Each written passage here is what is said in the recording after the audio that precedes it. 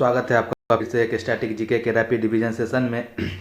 आज हम लोग स्टैटिक जीके का लेक्चर नंबर 17 को करने वाले हैं। टोटल लेक्चर स्टैटिक जीके में 46 हुआ था, उसमें से आज हम लोग स्टैटिक जीके का 17वां लेक्चर को क्या कहते हैं कि रिवीजन करने वाले हैं। और इसमें हम लोग पुरस्कार चैप्टर अवार्ड और पुरस्कार का क्या होता है पार्ट 4 को करने वाले हैं, ठीक है, जो कि 10 फरवरी 2025 को सर क्लास लिए थे उसका है। तो आइए पीडीएफ को ओपन करते हैं और रिवीजन करना स्टार्ट करते हैं। सबसे पहले तो गणेश भगवान को प्रणाम करते हैं और हम लोग फटाफट रिवीजन करना स्टार्ट करते हैं। सर आज हम लोग अवार्ड में ग्रैमी अवार्ड को पढ़ने वाले हैं। तो ग्रैमी अवार्ड की शुरुआत 1958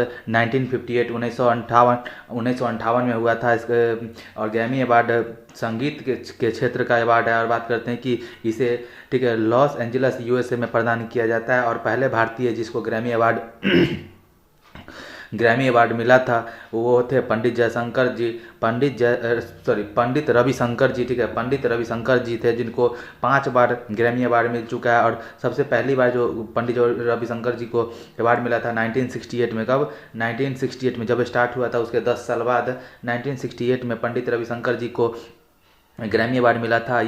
पंडित रविशंकर सितार वादक हैं। आगे बात करते हैं पहली भारतीय महिला जिनको ग्रैमी अवार्ड मिला, उनका नाम तन्वी शाह है, जिनको 2010 में ग्रैमी अवार्ड मिला। आगे बात करते हैं 2023 में, ठीक है, 2023 में जो कि 65वें क्रम का ग्रैमी अवार्ड है वो किसको मिला? तो 2023 का 65वें क्रम का ग्रैमी अवार्ड रिकी केज को मिला है। उनके एल्बम जिसका नाम है डिवाइन टाइटन एल्बम के लिए, ठीक है, डिवाइन टाइटल एल्बम के लिए रिकी केज को 2023 का 65वां क्रम का क्या बोलते हैं ग्रैमी अवार्ड मिला है। आगे बात करते हैं 2024 का 66वें एक मिनट, ठीक है, 66वें क्रम का जो क्या बोलते हैं कि 2024 का 66वें क्रम का ग्रैमी अवार्ड किसको मिला है? तो बात करते हैं कि 2024 का ग्रैमी अवार्ड मिला है, एल्बम ऑफ द ईयर का अवार्ड मिला है टेलर स्विफ्ट को। किसको? टेलर स्विफ्ट को मिला है। टेलर स्विफ्ट का जिसके एल्बम का नाम क्या है? एल्बम का नाम है मिडनाइट एल्बम, जो कि टेलर स्विफ्ट की एल्बम है, उनको मिला है। आगे बात करते हैं कि 2025 का ग्रैमी अवार्ड जो कि 67वें नंबर का ग्रैमी अवार्ड है। 2025 का ग्रैमी अवार्ड जो कि 67वें क्रम का अवार्ड है, ठीक है, जो जिसका क्या होता है कि लॉस एंजल्स यूएसए में क्या होता है प्रदान किया गया है। उसमें best album of the year का अवार्ड काउबॉय कार्टर को मिला है बेयोंसे एल्बम के लिए, ठीक है, बेयोंसे एल्बम के लिए काउबॉय कार्टर को एल्बम ऑफ द ईयर मिला है। बात करते हैं new age and chant album श्रेणी में, ठीक है, बात करते हैं ग्रैमी, ठीक है, बात करते हैं कि new age and chat album श्रेणी में किसको अवार्ड मिला है? तो भारतीय मूल की चंद्रिका टंडन की एल्बम त्रिवेणी एल्बम को, ठीक है, new age and chat album श्रेणी में भारतीय मूल की चंद्रिका टंडन की त्रिवेणी एल्बम को क्या कहते हैं कि अवार्ड मिला है। आगे बात करते हैं वैश्विक संगीत एल्बम पुरस्कार। बात करते हैं वैश्विक संगीत एल्बम पुरस्कार कैटेगरी में दिस मूवमेंट एल्बम को अवार्ड मिला है और दिस मूवमेंट एल्बम शक्ति फ्यूज बैंड का है। और बात करते हैं कि जिसमें शंकर महादेवन, जाकिर हुसैन जी, राकेश चौरसिया बांसुरी वादक जो हैं वो और गणेश राजगोपालन जी जो कि वायलिन के क्या कहते हैं कि आर्टिस्ट हैं। इन सब के एक ग्रुप को जिसमें कि शक्ति फ्यूज बैंड है, इन ग्रुप को क्या कहते हैं कि दिस मोमेंट एल्बम के लिए वैश्विक संगीत एल्बम पुरस्कार से सम्मानित किया गया है। आगे बात करते हैं रैमन मैग्सेसे अवार्ड, ठीक है, रैमन मैग्सेसे अवार्ड का बात करें तो ये रैमन मैग्सेसे अवार्ड को एशिया का नोबेल पुरस्कार कहा जाता है। इसको प्रदान कहाँ किया जाता है? तो फिलीपींस मनीला में प्रदान किया जाता है। और बात करते हैं कि पहले भारतीय जिनको रैमन मैग्सेसे अवार्ड मिला था उनका नाम विनोबा भावे है, ठीक है। इनको कब मिला था? 1958 में विनोबा भावे जो कि पहले भारतीय हैं जिनको रैमन मैग्सेसे अवार्ड मिला था। और आगे बात करते हैं किस कैटेगरी के मिला था। एक बार सवाल पूछ दिया था कि किस कैटेगरी के लिए, तो कम्युनिटी लीडरशिप के लिए विनोबा भावे जी को क्या होता है कि रैमन मैग्सेसे अवार्ड मिला था। और बात करते हैं विनोबा भावे का क्या योगदान रहा, तो पहला तो है कि भूदान आंदोलन में इनका सहयोग, भूदान आंदोलन और ये पहले व्यक्तिगत सत्याग्रही थे, ठीक है, ये दो इनका योगदान रहा है। आगे बात करते हैं कि रैमन मैग्सेसे अवार्ड प्राप्त करता है कौन कौन भारतीय हैं, तो एक तो MS स्वामीनाथन जी हैं, अगला है अरविंद केजरीवाल हैं, अरविंद केजरीवाल हो गए, MS स्वामीनाथन जी हो गए, किरण बेदी जी हो गई, वर्गीज कुरियन जी हो गए, रवीश कुमार को 2019 में रैमन मैग्सेसे अवार्ड मिला। और बात करते हैं कि डॉक्टर रवि कन्नन को लेटेस्ट अभी डॉक्टर रवि कन्नन को ऑन्कोलॉजिस्ट है, कैंसर रोग विशेषज्ञ हैं, उनको 2023 में जो है रैमन मैग्सेसे अवार्ड से सम्मानित किया गया। आगे बात करते हैं 2024 में क्या कहते हैं कि रैमन मैग्सेसे अवार्ड किसको मिला है, तो थोड़ा सा इम्पोर्टेंट है, देख लीजिए। ये 4 व्यक्ति को मिला और एक संस्था को मिला है। एक संस्था कौन है, तो रूरल डॉक्टर मूवमेंट, थाईलैंड का जो एक संस्था है जिसका नाम है रूरल डॉक्टर मूवमेंट, उनको मिला है। और 4 व्यक्ति में एक भूटान के हैं कर्मा फुत्सो, ठीक है, कर्मा फुत्सो भूटान के हैं, उनको मिला है। एक है गुयेन है, वियतनाम के गुयेन है, उनको मिला है। एक जापान के मिया जाकी हैं, उनको मिला है। एक इंडोनेशिया के फरवीजा जी हैं, ठीक है, उनको 2024 में इन 4 लोगों को क्या कहते हैं कि रैमन मैग्सेसे अवार्ड से सम्मानित किया गया है। आगे बात करते हैं पुलित्जर अवार्ड, ठीक है। पुलित्जर अवार्ड का बात करें तो इसका शुरुआत 1917 में हुआ था और इसको पुलित्जर अवार्ड को US के द्वारा प्रदान किया जाता है। पुलित्जर अवार्ड, ठीक है, यह इसका क्षेत्र कौन सा है, तो पत्रकारिता जर्नलिज्म के क्षेत्र में पुलित्जर अवार्ड दिया जाता है। पहले भारतीय जिनको पुलित्जर अवार्ड मिला उनका नाम है गोविंद बिहारी लाल जी। इनको 1937 में क्या कहते हैं कि पुलित्जर अवार्ड से सम्मानित किया गया। और आगे बात करते हैं कि अंतर्राष्ट्रीय, ठीक है, अंतर्राष्ट्रीय श्रेणी मैंने रिपोर्टिंग में पुलित्जर अवार्ड किनको मिला है, तो 2024 वाला मिला है, 2024 का मिला है, द न्यूयॉर्क टाइम्स को मिला है। और आगे बात करती हैं कि इनको एक और ये है कि झुम्पा लाहिड़ी, ठीक है, झुम्पा लाहिड़ी को 2000 में, ठीक है, 2000 ईस्वी में झुम्पा लाहिड़ी को 2000 के बुक द लोलैंड के लिए अवार्ड मिला है, ठीक है, झुम्पा लाहिड़ी, ठीक है, झुम्पा लाहिड़ी को 2000 ईस्वी में 2000 में ना क्या कि उनके पुस्तक द लोलैंड के लिए पुरस्कार मिला था, ठीक है। आगे बात करते हैं कि अंतर्राष्ट्रीय बुकर पुरस्कार का बात करें, अंतर्राष्ट्रीय बुकर का पुरस्कार का बात करें तो ये अंग्रेजी भाषा में अनुवादित ट्रांसलेटेड पुस्तक के लिए दिया जाता है। वैसे पुस्तक जिसका प्रकाशन UK माने यूनाइटेड किंगडम और आयरलैंड से हुआ है पब्लिकेशन, उसको अंतर्राष्ट्रीय बुकर पुरस्कार में शामिल किया जाता है। इसकी शुरुआत 2005 में हुआ था और पहले अंतर्राष्ट्रीय बुकर पुरस्कार प्राप्तकर्ता का नाम है इस्माइल कादरी। क्या नाम है, इस्माइल कादरी जी हैं, जिनको पहली बार अंतर्राष्ट्रीय बुकर पुरस्कार से सम्मानित किया गया था 2005 में। और बात करते हैं 2022 वाला, तो 2022 में अंतर्राष्ट्रीय बुकर पुरस्कार से सम्मानित भारतीय जिनका नाम है गीतांजलि श्री, ठीक है, गीतांजलि श्री की पुस्तक रेत की समाधि, ठीक है, जिसका अंग्रेजी translation Tom of sand Daisy Rockwell ने किया था, ठीक है, डेजी रॉकवेल के द्वारा अनुवादित पुस्तक टॉम ऑफ सैंड को अंतर्राष्ट्रीय बुकर पुरस्कार से सम्मानित किया गया। और आगे बात करते हैं कि पहली बार भारत को अवार्ड मिला, तो क्या बोलते हैं कि अंतर्राष्ट्रीय बुकर पुरस्कार से सम्मानित होने वाली पहली भारतीय कौन हो गई, तो गीतांजलि श्री और डेजी रॉकवेल की पुस्तक रेत की समाधि टॉम ऑफ सैंड को पहली बार अंतर्राष्ट्रीय बुकर पुरस्कार से सम्मानित किया गया 2022 में। 2023 वाला बात करें, 2023 में अंतर्राष्ट्रीय बुकर पुरस्कार से सम्मानित कौन सी पुस्तक है, तो किसको मिला है, तो जॉर्जी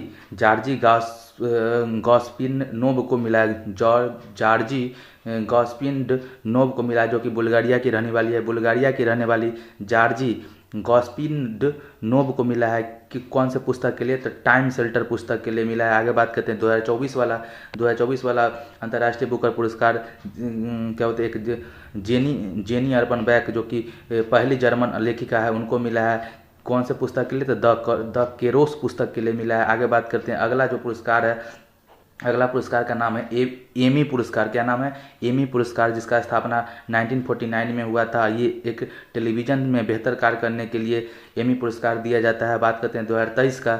2023 में कॉमेडी श्रेणी में पहले भारतीय कौन थे, वीर दास जी को ये अवार्ड मिला था। 2023 में कॉमेडी श्रेणी में पहले भारतीय जिनको एमी पुरस्कार मिला उनका नाम था वीर दास जी।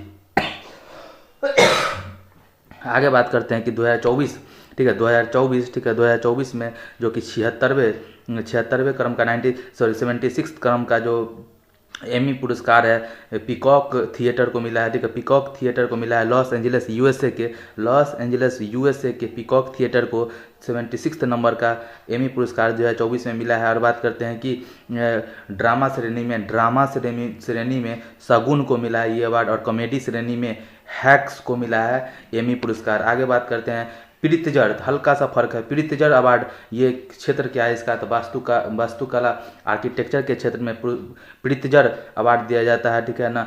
आर्किटेक्चर का नोबेल पुरस्कार इसको कहा जाता है। और इसकी शुरुआत प्रीतिजर अवार्ड का शुरुआत 1979 में हयात फाउंडेशन के द्वारा किया जाता है। और पहले प्रीतिजर अवार्ड प्राप्तकर्ता कौन है, तो फिलिप्स जॉनसन है, ठीक है, यूनाइटेड किंगडम के फिलिप जॉनसन है, जो इनको पहली बार क्या होता है कि प्रीतिजर अवार्ड से सम्मानित किया गया। और पहले भारतीय, ठीक है, पहले भारतीय जिनको प्रीतिजर अवार्ड से सम्मानित किया गया उनका नाम है बालकृष्ण दोषी जी, जिनको 2018 में प्रीतिजर अवार्ड से सम्मानित किया गया। आगे बात करते हैं कि 2023 में प्रीतिजर अवार्ड से किसको सम्मानित किया गया, तो डेविस चिपरफील्ड को किया गया। और 2024 वाला प्रीतिजर अवार्ड किनको मिला, था रिकेन यामामोटा, जापान के रहने वाले हैं, उनको मिला। और आगे बात करते हैं कि अभी 2025 का किसको मिला, तो लियू जियाकुन को मिला है, ठीक है। आगे बात करते हैं, अभी अपडेट करना है इसको।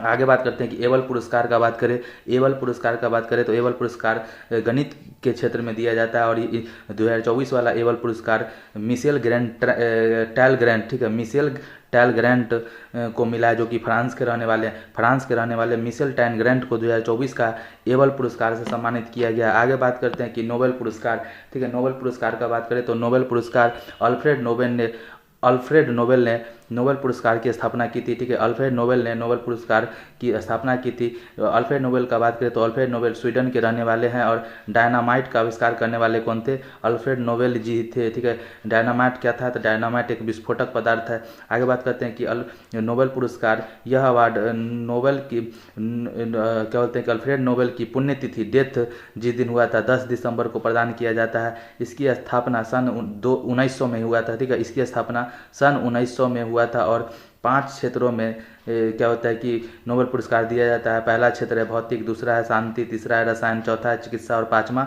साहित्य। इस 5 क्षेत्रों में क्या कहते हैं कि नोबेल पुरस्कार दिया जाता है। और 1901 में पहली बार नोबेल पुरस्कार को प्रदान किया गया था, ठीक है। आगे बात करते हैं कि 1968 में, ठीक है ना, 1968 में अर्थशास्त्र क्षेत्र में भी नोबेल पुरस्कार की क्या कहते हैं कि स्थापना की गई। 1968 में अर्थशास्त्र क्षेत्र में भी नोबेल पुरस्कार की स्थापना की गई। और 1969 में 1969 में माने कि अर्थशास्त्र में पहली बार रेगनर फ्रीस तथा जॉन बर्गेन को प्रदान किया गया, ठीक है। मतलब 1968 में अर्थशास्त्र में भी नोबेल पुरस्कार शुरुआत किया गया। और 1969 में क्या बोलते हैं पहली बार रेगनर फ्रीस और जॉन बर्गेन को नोबेल पुरस्कार अर्थशास्त्र में दिया गया। और बात करते हैं एक बार में एक कैटेगरी में अधिकतम 3 व्यक्ति को नोबेल पुरस्कार से सम्मानित किया जा सकता है। और आगे बात करते हैं कि 1974 में 1974 में मरणोपरांत अवार्ड नहीं देने की घोषणा की गई, ठीक है। 1974 के बाद ये क्या होता है कि निर्णय लिया गया कि मरणोपरांत किसी को भी क्या बोलते हैं कि नोबेल पुरस्कार नहीं दिया जाएगा। तो बात यहाँ पे आता है कि मरणोपरांत 2 व्यक्ति को अभी तक क्या कहते हैं कि नोबेल पुरस्कार मिल चुका है। एक तो है 1931 में एरी एक्सल को मरणोपरांत 1931 में मिला था। और बात करते हैं कि 1961 में डेग हैमरशोल्ड को, ठीक है, 1961 में नोबेल पुरस्कार मिला था। ये कौन थे, तो ये यूएनओ के महासचिव रह चुके हैं। आगे बात करते हैं कि सर्वाधिक बार नोबेल पुरस्कार प्राप्तकर्ता का बात करें तो ये रेड क्रॉस संस्था है, जिसको 3 बार अभी तक क्या होता है कि नोबेल पुरस्कार मिल चुका है। इस रेड क्रॉस संस्था का स्थापना 1863 में हुआ था। और बात करते हैं कि हेनरी डुनिएंट इसको स्थापना करने वाले थे। और बात करते हैं कि इसको 3 बार क्या बोलते हैं कि नोबेल पुरस्कार मिला। एक तो वर्ल्ड वार, ठीक है, वर्ल्ड वार फर्स्ट खत्म होने के बाद 1917 में, दूसरा है वर्ल्ड वार सेकेंड के समय 1944 में, और तीसरा इसका जब रेड क्रॉस का जो 100 साल पूरा था उस समय 1963 में, ठीक है। आगे बात करते हैं कि 2 बार 2 बार नोबेल पुरस्कार विजेता कौन कौन है, 2 बार जिनको नोबेल पुरस्कार मिला है। उसके लिए ट्रिक है, पापा के संग बार बार क्यों जाऊं मैडम के पास। ट्रिक क्या है, पापा के पास बार बार क्यों जाऊं मैडम के पास। तो पापा से हो गया कौन सा, पापा से हो गया पोलिंग, जो कि यूएसए के रहने वाले पोलिंग है, पोलिंग यूएसए के रहने वाले हैं। और नाभिकीय परीक्षण, नाभिकीय परीक्षण के लिए इनको अवार्ड मिला था शांति के क्षेत्र में। नाभिकीय परीक्षण के लिए शांति के क्षेत्र में पॉलिंग को मिला था अवार्ड, यूएसए के रहने वाले हैं पॉलिंग। दूसरा है पापा के संग, संग का बात करें तो फेडरिक सैंगनर है, ठीक है ना, फेडरिक सैंगनर है जो कि यूनाइटेड किंगडम के रहने वाले हैं। इनको केमिस्ट्री के क्षेत्र में इंसुलिन की खोज के लिए क्या कहते हैं कि फेडरिक सैंगनर को, जो कि यूके के रहने वाले उनको मिला था, ठीक है। तो संग हो गया। बार बार का मन हो गया, बार बार का मतलब हो गया जॉन बार्डिन, जो कि यूएसए के रहने वाले हैं। इनको ट्रांजिस्टर अति चालकता के लिए फिजिक्स में नोबेल पुरस्कार दिया गया था। और एक है मैडम, तो मैडम क्यूरी हो गया जो कि पोलैंड के रहने वाली है। इनको फिजिक्स और केमिस्ट्री दोनों के क्षेत्र में रेडियो एक्टिविटी और रेडियम की खोज, रेडियो एक्टिविटी और रेडियम की खोज के लिए मैडम क्यूरी को, जो कि पोलैंड के रहने वाली है, इनको भी 2 बार नोबेल पुरस्कार मिला है। तो देखिए 2 बार नोबेल पुरस्कार प्राप्त करने वाले में क्या है, पापा के संग बार बार क्यों जाऊं मैडम के पास। ये ट्रिक याद कर लीजिएगा, हो जाएगा। आगे बात करते हैं कि सबसे बुजुर्ग, सबसे ओल्डेस्ट व्यक्ति जिनको क्या कहते हैं कि नोबेल पुरस्कार मिला, उनका नाम है गुड एनफ, ठीक है। गुड एनफ जी हैं, जो कि लिथियम बैटरी के खोज के लिए 97 वर्ष की उम्र में, 97 वर्ष की उम्र में इनको नोबेल पुरस्कार मिला। गुड एनफ नाम है उनका, लिथियम बैटरी की खोज के लिए 97 वर्ष की उम्र में मिला था, जो कि सबसे उम्रदराज नोबेल पुरस्कार प्राप्त करता है। और बात करते हैं सबसे युवा, सबसे यंगेस्ट का बात करें तो मलाला यूसुफजई है, जिनको शांति के क्षेत्र में 2014 में क्या होते हैं अवार्ड मिला था। इनकी पुस्तक का नाम है वी आर डिस्प्लेस्ड, ठीक है। आगे बात करते हैं कि शांति के क्षेत्र में पहला नोबेल पुरस्कार किसको मिला था, तो 1901 में हेनरी डुनेंट और फ्रेडरिक फासी को शांति के क्षेत्र में पहला नोबेल पुरस्कार मिला था। और भौतिकी के क्षेत्र में पहला नोबेल पुरस्कार 1901 में रॉटजन को मिला था एक्सरे की खोज के लिए, ठीक है। आगे बात करते हैं कि शांति का नोबेल पुरस्कार ओस्लो नॉर्वे में प्रदान किया जाता है। बाकी शेष जितना भी अवार्ड है, ये पाँचों अवार्ड उसको क्या होता है कि स्टॉकहोम स्वीडन में प्रदान किया जाता है, ठीक है। इसी के साथ हमारा आज का रिवीजन सेशन समाप्त होता है। मिलते हैं फिर किसी नए रिवीजन सेशन में, तब तक के लिए बाय।